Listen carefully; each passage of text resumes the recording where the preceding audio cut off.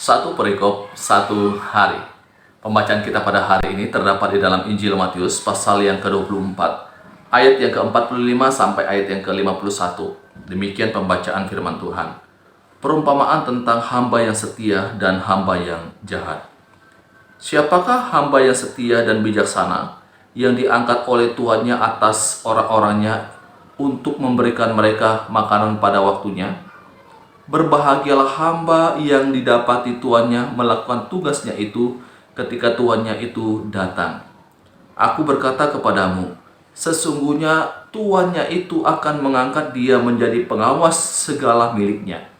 Akan tetapi apabila hamba itu jahat dan berkata di dalam hatinya, Tuanku tidak datang-datang, lalu ia mulai memukul hamba-hamba lain dan makan minum bersama-sama pemabuk-pemabuk, maka tuan hamba itu akan datang pada hari yang tidak disangkakannya dan pada saat yang tidak diketahuinya, dan akan membunuh dia dan membuat dia senasib dengan orang-orang munafik.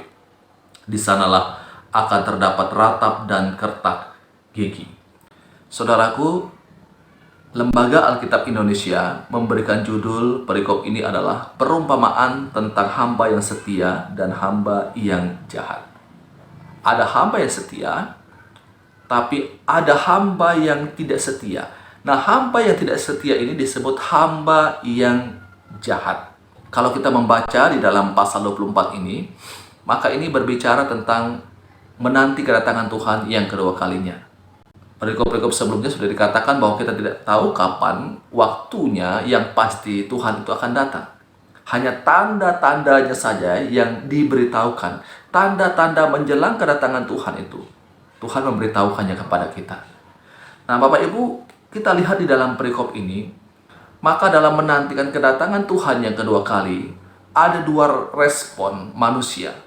Respon yang pertama dikatakan hamba yang setia. Meskipun Tuhan belum datang, mereka tetap bekerja, melayani Tuhan, mengikuti Tuhan. Mereka sadar bahwa Tuhan akan datang, sehingga mereka punya satu tanggung jawab untuk terus setia melayani Tuhan, terus bekerja bagi Tuhan. Tetapi ada respon yang kedua ketika menanti kedatangan Tuhan, dan bahkan mungkin sudah sering kali mendengar bahwa Tuhan akan datang, tetapi ia melihat kok waktu Tuhan itu tidak tiba-tiba juga. Kok Tuhan juga tidak datang sampai pada hari ini, membuat mereka akhirnya mundur dan tidak lagi mau berjaga-jaga. Nah, ini dikatakan hamba yang jahat, karena mereka tidak mengerjakan apa yang menjadi tanggung jawab mereka selama mereka di dalam dunia ini. Nah, Bapak Ibu Saudara yang dikasihi oleh Tuhan Yesus Kristus, dalam kita menanti kedatangan Tuhan yang kedua kali, Allah menginginkan kita untuk tetap setia mengerjakan pekerjaan yang Tuhan sudah percayakan kepada kita. Meskipun sampai sekarang kita tidak pernah tahu waktu yang tepat itu, kapan Tuhan akan datang.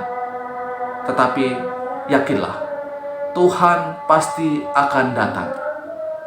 Tanggung jawab saya dan saudara adalah tetap setia mengerjakan segala hal yang Tuhan sudah percayakan kepada kita selama kita di dalam dunia ini. Ini pembacaan firman Tuhan, renungan untuk kita pada malam hari ini. Tuhan Yesus memberkati kita selalu. Amin.